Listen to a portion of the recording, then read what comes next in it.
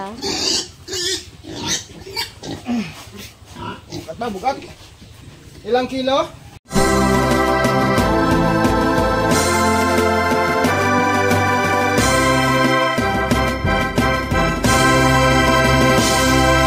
Ka-farmers, magandang araw po sa ating lahat. For today's video, gusto ko lang pong magbigay po ng update sa inyong lahat mga ka-farmers. Yung tungkol po sa kanilang status ngayon. Yung mga biik na to ka-farmers, sa atin pong nabanggit noon na magkakaibang edad sila. Yung tatlong malalaking biik ko dito mga ka-farmers ay today, sa araw na ito, 47 days old since birth. Samantala po, itong mga maliliit po na 11 piraso ay 41 days old since birth. So ngayon guys, isama ko na rin yung update sa kung ilang sako na booster feeds at pre-starter. So dito, ang kanilang nakain sa 14 na biik ay 3 sacks na booster feeds. Ano po? Tapos na itong nakain nila lahat noon. 3 sacks po booster. Dito naman sa pre-starter, 1, 2, 3, 4, 5.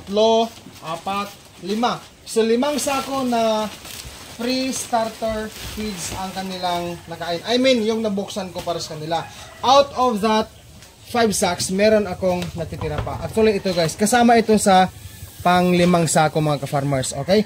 So ngayon, gusto kong i-check ang kilo sa, ano lang guys, pinakamaliit lang na baboy ha. Okay? Yung pinakamaliit lang at malaki na baboy. 2 baboy lang po ang aking kikiluhin ngayon. Ano po? So unahin natin yung maliit. Ano po? Hanap tayo ng pinakamaliit ha. 2 baboy lang guys ang kikiluhin ko sa magkaibang inahin galing, no? Ay, wag ganyan. Ayun, maliit to. Kilid Saan? mo. Ayan. Ito? Sandali, medyo malaki siya. Ito. Patayuin mo nga. Tayo, dik. Ay. O ba, makipaglaro guys, oh? O ba, makipaglaro. Ay. Sige, laro tayo, sige. Okay. Maliit. 2 lang guys, ang kikiluhin natin. Yun nga, maliit, oh. Halika. Ay, pakita mo muna saglit para maging honest tayo sa ating mga supporters. Yung kiluhan pala ka-farmers, naka-0 na yan ha. Off ko ilaw ha, off ko ilaw. Yan. Naka-0 na yan, and then nakapatong na ang crates ha. Yan. Gusto na natin maging honest po ano. Para makita natin ang totoo. Ay. Okay. Sandali, hanap tayo ng maliit. Ito. O ito. Yung pinakamaliit. Malaki ito eh, lalaki. Ito. Ayan. Check natin ha. Ilang kilo mga ka-farmers? 12. Dek, huwag ka malikot, Dek. Ayan, 12 kilos mga ka-farmers. Halika na. Ayan, chinilas ko, yung sandal ko, huwag mong ganyan eh. So, 12 kilos ang malaki. Ay, mga friends, ha? Happy farming, mga ka-farmers. Happy farming. Asa malaki mo? Ito. Yung isa ulit, maliit yun eh. Huwag, Dek, ah. Parang ito. Lalayo ako, be. Ay, yun. Hindi ko ma-determine kung malapit ako sa kanila. Ay, malaki yung isa. Yun. Ay, wag ka lumaya. Ay, Diki, come on. Mahigit 20 na siguro yan. Halika na, doon. Punta doon sa unahan para malapit yung traffic natin. Kaya. Bukat. Masikip mo. Bukat ba? Ilang kilo? 22.20. Ayan, 22 kilos ka farmers. 22 kilos. Ayan, tanggalin mo na yung decimal. Halika na, Dik. Ay, ano yan?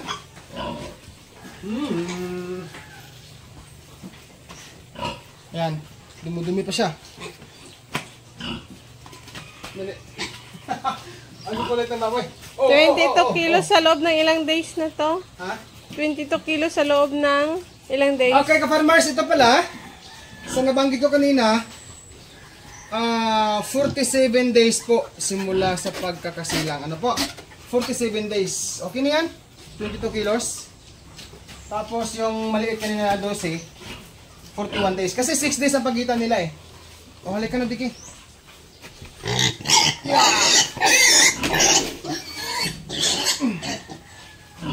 Okay na. So, sa ulitin ka-farmers. Yan. 3 sacks na booster, 5 sako na pre-starter. So, meron tayong natitira pa dito. Bigyan natin. Saan yung ano natin kapo? Tingnan mo. Guys. Iingay itong mga inahin ko kasi magbibigay tayo ng feeds. Masilan yung sense of hearing sa baboy. Pag marinig na yung feeds, ay sadya namang umiingay ka agad yung mga sow. Ha? Kanina 3 kilos po ka-farmers ang pinakain kong almusal. No? Ngayon naman 3 kilos.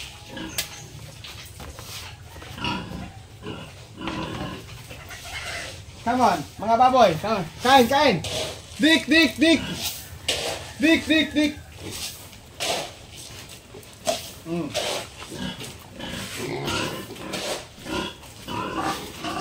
Ang baboy, ay nagka-farmers, umingay na ako.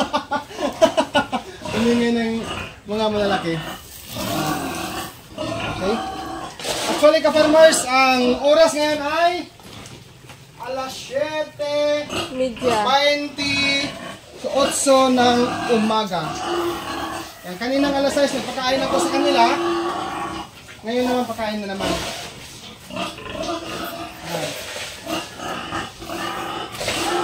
Nakulang eh. Kasi po sa batch na to ka-farmers, kapag po naubos na yung feeds nila sa pasungan, pag nakita ko wala na feeds, ay akin pong nilalagyan. Ha? So ganito po ginagawa ko kahit na traditional po ang aking babuyan, ang style. Wala naman tayong ano guys, wala naman akong auto feeder, kaya ginaganito ko. Ito yung sinasabi ko ka-farmers na sa traditional na sistema sa aking babuyan po, ay pag wala ng feeds ang kainan, agad kong nilalagyan ng bagong feeds. Ganyan po ang ibig ko sabihin sa sinabi ko noon.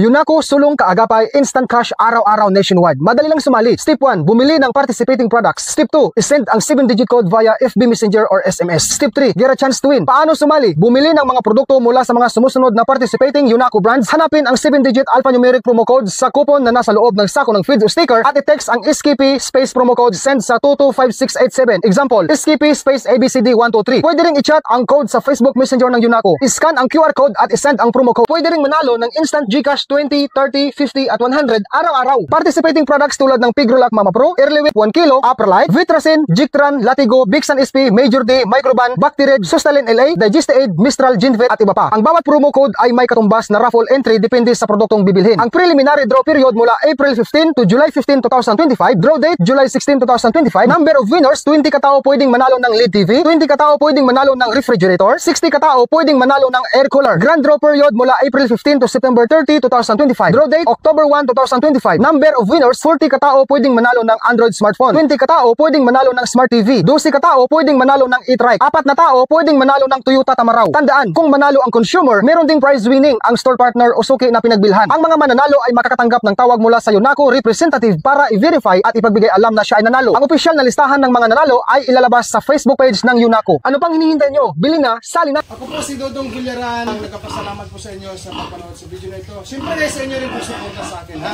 Thank you. God bless us all. Happy farming and peace out everyone. Happy farmers. Bye-bye.